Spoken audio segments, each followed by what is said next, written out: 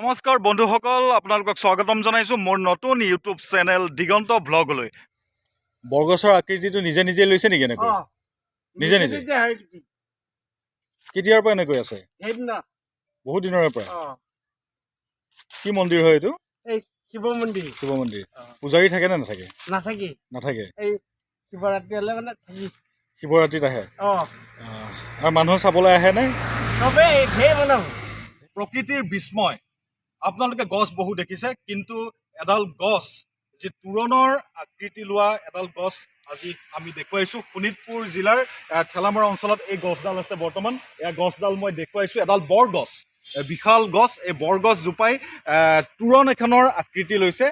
বন্ধুসকল, প্ৰকৃতিৰ যি বিস্ময় আজি আপোনালোকক দেখুৱাইছোঁ, মোৰ সহযোগীয়ে দেখুৱাইছে। এয়া চাওক কি সুন্দৰ দৃশ্য। এখন তোৰণ আৰ্হিৰ এয়া হৈছে এডাল প্ৰকাণ্ড বৰগছ। আৰু পিছফালে তোৰণখন পাৰ হৈ মন্দিৰ এটা আছে, শিৱ মন্দিৰ। শিৱ মন্দিৰটোলৈ যায়। ইয়াতে অগণন ভক্ত আহে। এইডাল গছ কেতিয়াৰ পৰা হৈছে আমি ক'ব নোৱাৰোঁ। বহুত বয়স হৈছে, কিন্তু কিমান দিনৰ পৰা কেনেকে কি হ'ল আমিতো ধৰিব পৰা নাই, ক'বও নোৱাৰোঁ। আৰু যি তোৰণৰ আকাৰ লৈছে নিজে নিজে লৈছে? নিজে নিজে। ইয়াত কিয় মন্দিৰ আছে নেকি? মন্দিৰ মানে ইয়াতে আমাৰ শিৱ মন্দিৰ এটা বনাইছে বৰ্তমান। হয়। এতিয়া শিৱ মন্দিৰটো হৈছে কিছু বছৰ, কিন্তু ইমান দিনৰ বনোৱা সেই শিৱ মন্দিৰটো আমি ক'ব নাই পৰা হৈছে এতিয়ালৈকে। কিন্তু মন্দিৰটো দেখা গৈছে জৰাজীৰ্ণ, একেবাৰে হাবি জংঘলে আৱৰি ধৰিছে। হাবি জংঘলে আৱৰি ধৰিবই, কাৰণ আমাৰ কোনো ফালৰ পৰা কোনো এটা সুবিধা পোৱা নাই। আমাৰ নিজৰ ৰাইজৰ তেনেকুৱা টকা পইচা নাই, যিহেতু আমাৰ চবেই কাম কৰি পোৱা মানে এই মন্দিৰটো বনাবলৈ আমাৰ যথেষ্টখিনি ধন লাগিব। গতিকে চৰকাৰে আপত্তি কৰিছোঁ। আপত্তি কৰিলে কি হ'ব, তেওঁলোকে দিম বুলি কয়, কিন্তু সেয়া চৰকাৰে মোৰ জন্ম হ'ব। এতিয়া মোৰে এতিয়া 60 বছৰ বয়স হৈছে, 60 বছৰ ওপৰৰ বয়স হ'ব। গতিকে গছডালৰ বয়সটোতো ধৰ 80-90 ভিতৰত হ'বই লাগিব।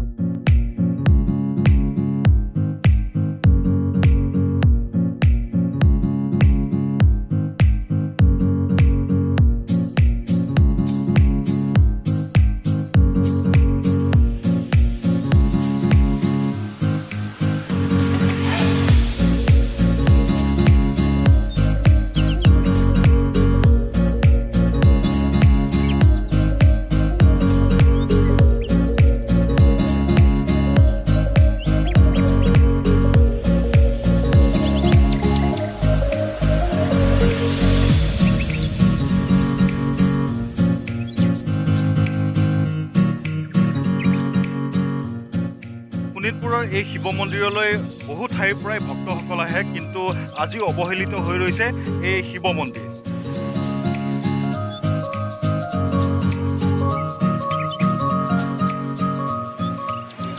আহি উপস্থিত হ'লোঁ ঠেলামৰাত ভাতৃপ্ৰতিম ভাস্কৰ নাথে খোলা এখন নতুন হোটেলত।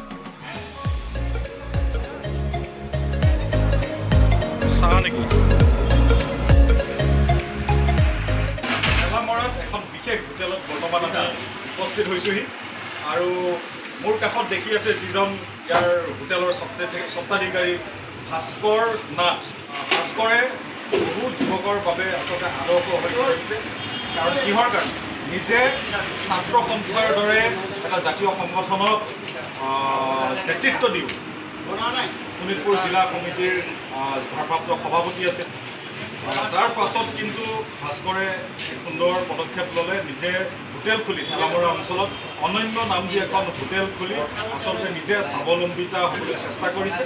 খুব কেইদিনমান আগতে হোটেলখন খুলিছে। মই ভাতৃপ্ৰতিম ভাস্কৰৰ কাষত বৰ্তমান উপস্থিত আছোঁ। ভাস্কৰে ক'ব মনৰ কথা। ভাস্কৰ, কেনেকুৱা লাগিছে হোটেল? খুব ভাল লাগিছে। এমাহো হোৱা নাই, 7 তাৰিখে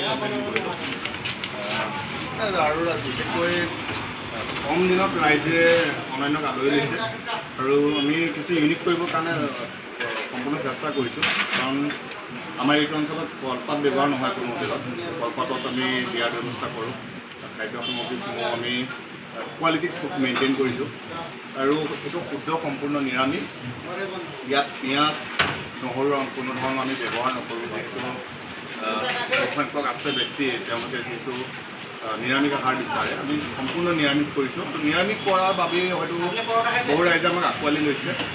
আৰু মিঠাইসমূহ আমাৰ যিহেতু পূজা পাৰ্বণত বিশেষকৈ পূজা পাৰ্বণত বিশেষকৈ মিঠাই ব্যৱহাৰ হয়, প্ৰসাদ হিচাপে ব্যৱহাৰ কৰে। সেইবাবে আমি যিহেতু সম্পূৰ্ণ শুদ্ধ নিৰামিষ খাদ্য আমি প্ৰস্তুত কৰোঁ আৰু সম্পূৰ্ণ নিৰামিষ যিহেতু হোটেলখন, সেইবাবে আমাৰ গ্ৰাহকে আঁকোৱালি লৈছে। 17 বছৰ হ'ল মোৰ ছাত্ৰ সংগঠনৰ লগত মই জড়িত। তাৰপিছত আৰু ঘৰুৱা কিছুমান আশা থাকে আৰু ধৰি লওক এটা বয়সো থাকে। এটা বয়সৰ পিছত নিজৰ ঘৰৰ দায়িত্ব কিছুমান ল'বলগীয়া হয়।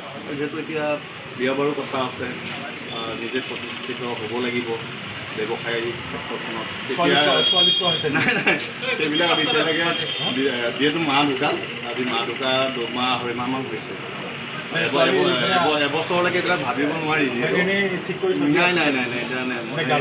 নাই এই জাতীয় একো নাই। লাজ কৰিয়া বাৰু থাকিলেও ক'তনো ক'ব আৰু নাই এইবিলাক একো নাই। যিহেতু সংগঠনৰ লগত জড়িত থাকিলোঁ, আমি সময় বেছিকৈ তাতে দিলোঁ আৰু সক্ৰিয়তাৰে কৰিছোঁ। এনেই নামত নহয় দেই, নামত আপোনালোকে যিহেতু সেইটো অঞ্চলৰ ব্যক্তি, আপোনালোকে জানে এনে নামটো পদবীত থাকি পেলাই বোলে কাম নকৰে তেনেধৰণৰ নহয়। দায়িত্ব লৈছিলোঁ, যেতিয়া দায়িত্ব লৈ আছিলোঁ, দায়িত্ব হ'ল খুব একাগ্ৰতাৰে কাম কৰিছোঁ, নিষ্ঠাৰে কাম কৰিছোঁ। হয়ো আমি দেখি আছোঁ যে ভাস্কৰে বিগত দিনবোৰত সংগঠনৰ কাৰণে যথেষ্টখিনি কৰিছে। যিকোনো কাম বহুতখিনি কাম কৰিছে সংগঠনৰ হয়। তাৰ কাৰণে আমি ভাস্কৰক আচলতে চিনি পাওঁ। আৰু ডাঙৰ কথাটো হৈছে আজি ভাস্কৰে জাতীয় সংগঠন এটাৰ নেতৃত্ব দিও ধুনীয়াকৈ এখন হোটেল খুলিছে। হোটেল খুলি 10 জনৰ কাৰণে নিজকে আদৰ্শ হিচাপে দেখুৱাইছে। পৰঠা খাই আছোঁ ভাস্কৰৰ হোটেলত। খুব ধুনীয়া টেষ্টি হৈছে।